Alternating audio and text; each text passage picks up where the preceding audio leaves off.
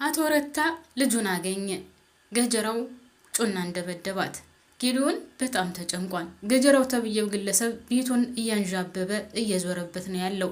ጌዲዮንም በጣም ተጨንቋል። ተጨንቆ ለበረከት ገጀራው ተብየው ቤቴን እያንዣበበ እየዞረ ነው ያለው፣ ምን ማድረግ እንዳለብኝ አላቀም ብሎ ሲለው ጌዲዮንም ማለት በረከትም አትጨነቅ፣ በቃኝ አሁን ለፖሊስ አመልክቻለሁ፣ ስለዚህ ካሁን በኋላ ምንም አያመጣም፣ ፖሊሶች ይከታተሉታል ሲለው አሁንም ቀጠል ያደረገና ጌዲዮን አይ ሌላ የሚያስጨንቀኝ ነገር አለ እባክህ ጓደኛዬ ሲለው የሄለን ጉዳይ ነው። አዎ የሄለን ጉዳይ፣ አሁን ደግሞ ሌላ አዲስ ነገር መጥቷል፣ እያስታወካት ነው፣ ለምን እንደሆነ አላቅም፣ በጣም ግራ ተጋብቻለሁ ይለዋል።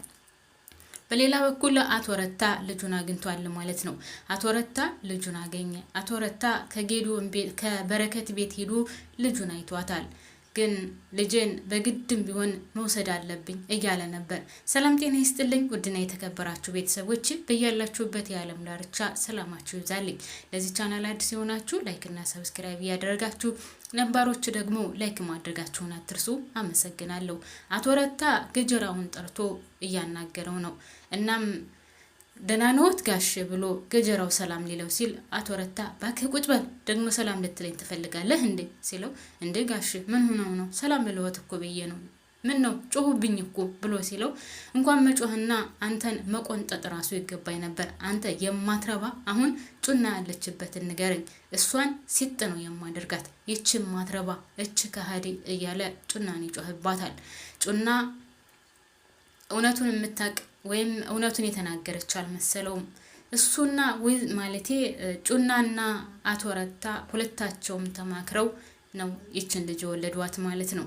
ይች ልጅ ስትወለድ ነገር ግን ምንድነው የተደረገው? አቶ ረታ ሚስቱ ስለማትወልድ ሚስቱን ደብቆ የማህፀን ኪራይ እናደርጋለን ብሎ እሷ ከሷ ዘርና ከሱ ዘር ወስደው ከዛ የማህፀን ኪራይ እንዳደረጉ ነው የምታውቀው የአቶ ረታ ባለቤት። ነገር ግን አቶ ረታ ከጩና ጋር ተኝቶ እንደወለደ በፍጹም የምታውቀው ነገር የለም። እናም የአቶ ረታን ባለቤት ሲዋሿት ጩናና አቶ ረታ ህንድ ሀገር ሄደው ያን የማህፀን ኪራይ እንዳደረጉና ሌላው ሁሉ ከዛ በኋላ እንደተከሰተ ነው የምታውቀው። እስካሁን ድረስ የምታውቀው ነገር የለም። እናም እንደዛ ከሆነ በኋላ ነው እንግዲህ እቺ ስስት ተብየዋን ልጅ ከዛ ከነ አቶ ረታ ቤት ስትሰራ የነበረችው ሴትዮ እችን ልጅ ሰርቃ ያመጣቻት ማለት ነው። ጩና ከናቶ ረታ ቤት ከህንድ ከተመለሰች በኋላ 9 ወር ነው ከዛ በላይ ከታረሰች በኋላ እዛ መቀመጥ አልፈልግም ብላ ነው የወጣችው ልጅቷን ትታ። ከዛ በኋላ እሷ የምትፈልጋትን ሰራተኛ እዛ አስቀጥራ ስስትን አሰርቃ ወደ ቤቷ ታመጣታለች። ወደ ቤቷ አምጥታ ነው እንግዲህ ካደገች በኋላ በስነ ስርዓት አላሳደገቻትም። በነገራችን ላይ ልጅቷ ብዙ ጉዳይታ ወይም ብዙ ሲቃይታ ነበር ያደገችው ማለት ነው። በጣም ነበር የምታሰቃያት። ትታት ሴተኛ ዳሪ ትሄዳለች፣ ትጠጣለች ምናምን።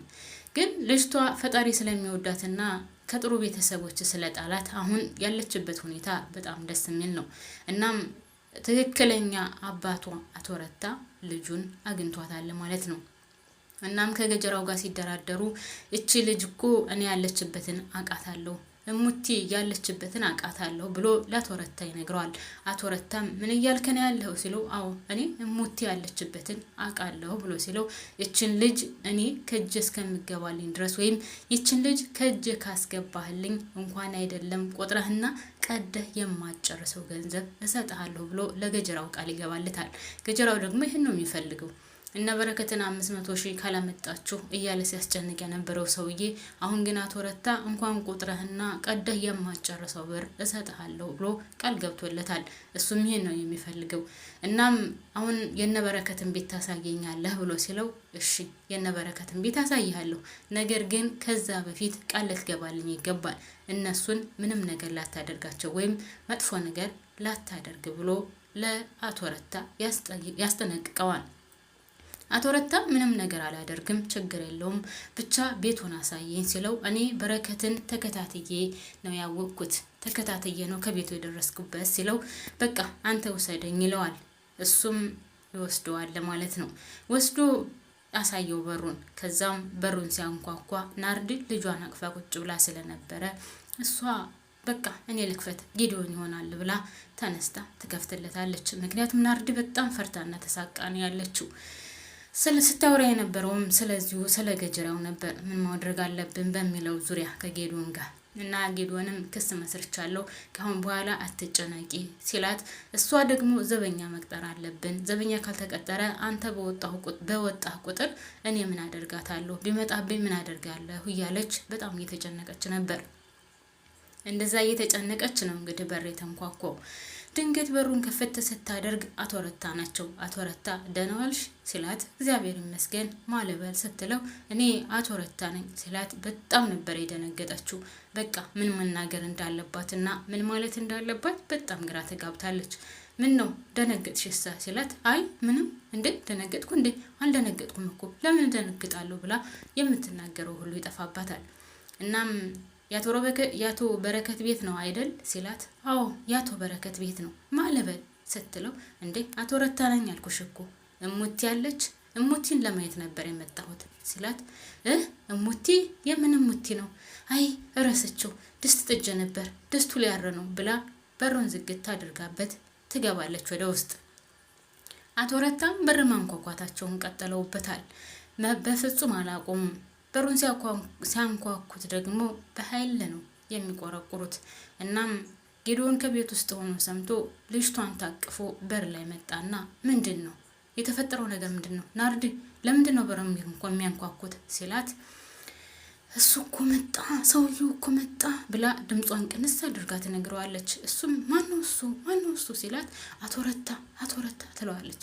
ከዚያ ሌላ ምንም አማራጭ ስላልነበራቸው አቶ ረታን በር ከፍተው አስገብተውታል። በር ከፍተው አስገብተው ሳሎን ላይ ቁጭ ብለው ልጅቷን እቅፍ አድርጎ እየሳማት እያለ፣ በጣም ነው የሚገርመው አድጋለች እኮ እያለ ልጅቷ ከአቶ ረታ ጭን ላይ ቁጭ ብላ የነበረችው ተነስታ ወደ በረከት ትሄዳለች። እናም ወደ በረከት ከሄደች በኋላ በረከት እቅፍ አድርጎ ከሳማት በኋላ፣ ናርዲ ይዘሻት ሂጂ እስኪ ወደዛ እኔና እሱ ትንሽ የምናወራው ነገር አለ ይላታል ማለት ነው። ናርድም እሺ ብላ ወደ ውስጥ ይዛ ስትገባ አቶ በረከትና ረታ ሲነጋገሩ፣ ልጅቷን እፈልጋታለሁ ወስዳታለሁ ሲለው፣ እሺ ምን ችግር የለም ያው እኛ ከተስማማን የማይሆን ነገር የለም ሲለው፣ እኔ ሁሉንም ነገር ሰምቻለሁ ብሎ ሲለው፣ ምንድነው የሰማው ነገር ሲለው፣ ልጅቷ የኔ ናትኝ ልጅቷ የራሴ ናት ሲለው፣ እናውቃለን ልጅቷ ያንተ እንደሆነች እናውቃለን፣ ከሚስት ጋር ሳይሆን ከጩና ጋር ተኝተህ እንደወለድካትም እናውቃለን ብሎ ሚስጥሩን አውጥቶ ሲናገርበት በጣም ነበር የደነገጠው። እናም የምፈልጉትን ገንዘብ ሰጣችኋለሁ ልጅቷን ግን ስጡን ብሎ ለበረከት ሲነግረው፣ በረከት ደግሞ በጣም ነበር ያበደው፣ በጣም ነበር የተናደደው። እንዴት እንደዚህ ትለኛለህ? እኔ ቁም ነገር ያለ ሰውና ትልቅ ሰው ነህ ብዬ እንጂ ቤት ያላስገባህም ነበር፣ እንዴት እንደዚህ ትለኛለህ ብሎ አቶ ረታን እጁን ጎትቶ ከቤት ውስጥ ያስወጣዋል ማለት ነው። አቶ ረታም አሳይሃለሁ፣ በህግም ቢሆን እኔ ነኝ የማሸንፈው፣ በሰውም ቢሆን እኔ አሸንፈሃለሁ፣ ምክንያቱም እኔ ብራለኝ፣ እኔ ትልቅ ሰው ነኝ እያለ ይዝትበታል። እሱም የምትፈልገውን ነገር አድርግ እያለው፣ ከዛም ናርዲ ተደብቃ እያዳመጠችው ስለነበረ፣ ወይኔ ጉዳችን ፈላ በቃ ምን እናደርግ ነው? ተደብቄ እኮ ሲል የነበረውን ሁሉ ሰምቼዋለሁ ስትለው ለበረከት፣ በረከት ደግሞ አይዞሽ አትጨነቂ፣ በቃ ሁሉንም ነገር ህግ ይፈታዋል ይላታል። በሌላ በኩል ጌዲዮንና በረከት አንድ ላይ ሆነው እያወሩ ነው፣ ትንሽ መጠጥ ጎንጨት እያሉ። እናም ስለተፈጠረው ነገር ትንሽ ከወሩ በኋላ አሁንም ስለ ሄሉ ነው የሚያወሩት። ሄሉ እያስታወካት ነው፣ ምን እንደተፈጠረ አላቅም ሲለው፣ ቆይ ጨጓራዋን ያማታል እንደሚያስታውካት ሲለው፣ እኔ አላቅም ጨጓራዋን አያማትም ነበር ግን ምን እንደተከሰተ አላቅም ሲለው፣ ቆይ እናንተ ሁለታችሁ ማለቴ ግንኙነት ካደረጋችሁ ምን ያክል ጊዜ ሆኗችኋል ሲለው፣ የሚገርም ነገር እማየም እንደዚህ ነበር የጠየቀችኝ እና ይሄ ነገር ይከሰታል ብለህ ነው? በፍጹም ሊሆን አይችልም፣ ዶክተሩ እኮ እንደማይከሰት ነግሮኛል ሲለው፣ ማን ያውቃል ብለህ ነው? እግዚአብሔር እኮ አለ። ለማንኛውም እኔና እሷ አብረን ከተኛን ወደ 2 ወር አካባቢ ይሆነናል። እናም ግን በጣም እያስታወካት ነው፣ ምን እንደሆነ አላውቅም ብሎ ሲለው፣ በቃ አታስብ፣ እግዚአብሔር ያለው ነው የሚሆነው። እግዚአብሔር እኮ መልካም ነው፣ ሁሉንም ነገር ማስተካከል ይችላል ሲለው፣ እኔ አላውቅም፣ ምናልባት ይሆን ጌዲዮን ይሄ ነገር ይሆን በረከት ይሄ ነገር ይሆን እያለ ግን ፈጣሪ ያደርገው ይሆናል ብለህ ነው ወይስ አሳይቶ ቢመልሰው ማለቴ አሳይቶ ሊነሳኝ ቢሆንስ ቆይ ግን ምን ማድረግ አለብኝ? ስማ አያደርገውም፣ እውነትህን ነው ግን ይሆናል እያለ እየመላለሰ ያንኑ ያወራል ማለት ነው። በረከትም እግዚአብሔር ያለው ነው የሚሆነው። ዶክተሮቹ ሁልጊዜም ውሸትና ያልሆነ ነገር እንጂ ትክክለኛውን ሁሌም አያወሩም። እና ደግሞ እግዚአብሔር ነው ያለው፣ እግዚአብሔር አለ፣ እግዚአብሔር ያውቃል ስለ ሁሉም ነገር ይለዋል። በረከትም እንደዛ ካጽናናው በኋላ ጌዲዮንም ይሁን እስኪ እግዚአብሔር ያውቃል እንዳልከው እውነትህን ነው ይለዋል። በሌላ በኩል አቶ ገጀራውና አቶ ረታ ከጩናይ ጋር ይሄዳሉ ማለት ነው። ጩና ከዛ በፊት ግን ጩና ከናርድ መጣ ነበረ። ከናርድ መጣ ከናንተ ጎን ሆናለሁ፣ ከናንተ አጠገብ ነው የሚሆነው፣ የፈለገውን ያድርጉ፣ እኔ ከናንተ ወይም ከእውነት ጎን ነው የምቆመው ብላት ስለነበረ ናርድን እሷ ጋር ተነጋግራ እንደውም ናርድ እንኳን መጣሽ፣ አሁን ክስ መስርተናል፣ ምናልባት ለምስክርነት አንቺ ታስፈልጊናለሽ ስትላት ጩናም በችግር የለውም ሁልጊዜም ከናንተ ጎን ቆማለሁ፣ እስከዛሬ ድረስ ላስቸገርኳችሁም በጣም ይቅርታ ብላ ስለነበረ እነሱ ሁለታቸው ተነጋግረው ጩናም ወደ ቤቷ ሄዳለች። ጩና ከቤቷ ውስጥ ሆና ፖርሳዋን ወይም ሻንጣዋን እያስተካከለች እያለ ማን ቢመጣ ጥሩ ነው? አቶ ረታና ገጀራው ይመጣሉ ማለት ነው። አቶ ረታና ገጀራው ሲመጡ ገጀራው ምንም አልመሰላትም ነበር። ነገር ግን አቶ ረታን ስታዩ በጣም ነበር የደነገጠችው። ምክንያቱም ታውቃለች አቶ ረታ ካገኛት ሲጥ አድርጎ እንደሚገላት ናርድም እየነገረቻት ነበር። እና አቶ ረታን ስታያቸው በጣም ነው የደነገጠችው። ከዛም እኔ ወደ ውጭ ልወጣ ነው ልሄድ ነው በቃ ስትላቸው የት ነው የምትሄጂው? የትም መንቀሳቀስ የለም እኛ እኮ አንቺን ፈልገን የመጣ ነው፣ ስለዚህ ቁጭ ብለን ማውራት አለብን ሲላት ገጀራው እሷ ደግሞ በፍጹም እኔ ልወጣ ነው ከቤት ይወጡልኝ ምናምን ስትል አንቺ ምን አባሽ ታመጫለሽ ብሎ አቶ ረታ በጥፊ ይመታታል ማለት ነው። ከዛ እሷም እኔ ሁለታችሁንም አልፈራም፣ የምታደርጉትን ነገር አድርጉ፣ እኔ ከእውነት ጎን ነው የምቆመው፣ ምንም አላችሁ ምንም ተናገራችሁ ከእውነት ጎን ነው የምቆመው፣ የፈለጋችሁንን ነገር ማድረግ ትችላላችሁ ስትለው ገጀራው ደግሞ እኛም ቁጭ ብለን እንድናወራ ነው የምፈልገው፣ ቁጭ ብለን ሶስታችንም ተወያይተንበት ከዛ በኋላ የምንወስነውን እንወስናለን ሲላት እሷም አልፈለገችም፣ ከእውነት ጎን ነው የምቆመው ብላ እምቢ ስላለቻቸው በገንዘብን በሁሉም ነገር ቢያታሏት እምቢ ስትላቸው ገጀራው ደግሞ ቀበቶውን አውልቆ ይገርፋታል ማለት ነው። እሷም የፈለገችሁትን ነገር አድርጉኝ፣ እኔ ካሁን በኋላ በፍጹም እናንተን አልፈራም፣ የምትፈልጉትን ነገር ማድረግ ትችላላችሁ ትላችኋለች። እነሱም ድብድብ ያደርጋታል ማለት ነው። ከደበደባት በኋላ እነሱ ትቷት ይሄዳሉ። እሷም የምትፈልጉትን ነገር ማድረግ ትችላላችሁ፣ እኔ ግን ካሁን በኋላ ከእውነትና ከእውነት ጎን ብቻ ነው የምቆመው፣ ምንም ነገር ብታደርጉ ከእናንተ ጎን አልቆምም ትላችኋለች ማለት ነው። እነሱም ተናደው ሁለታቸው ማለቴ አቶ ረታና ገጀራው ያወራሉ። እቺ ልጅ እንዳልነው እኛም በምንፈልገው መሰረት የምትሄድ አይደለችም። ከዛ ባለፈ ደግሞ በረከትም አንተ እንዳልከው ብቅዋቃ አይደለም፣ ኃይለኛ ሰው ነው። በቤቱ ራሱ ሂጅ ሳለ እንደዛ ገፍቶ ነው ያባረረኝ። ነገሩ እየተካረረ ነው። ነገር ግን እኔ ተስፋ አልቆርጥም፣ በፍጹም ተስፋ አልቆርጥም። የምፈልገውን ነገር ከማድረግ ወደ ኋላ አልልም ይላል ማለት ነው።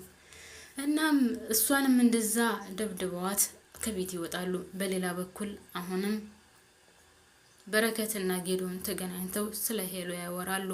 ሄሎ ምናልባት ሳታረግዝ አትቀርም፣ እናም እሷም ደውላ ስመጣ ሰርፕራይዝ የማድረግ ነገር አለ ብላኛለች። እኔም እሱን አያስደነግጠኝ፣ በጣም ፈርቻለሁ። ምን እንደሚከሰትም አላቅም፣ ምን እንደሚፈጠርም አላቅም። የእውነት ግን አሁንም ይህ ነገር ይሆን?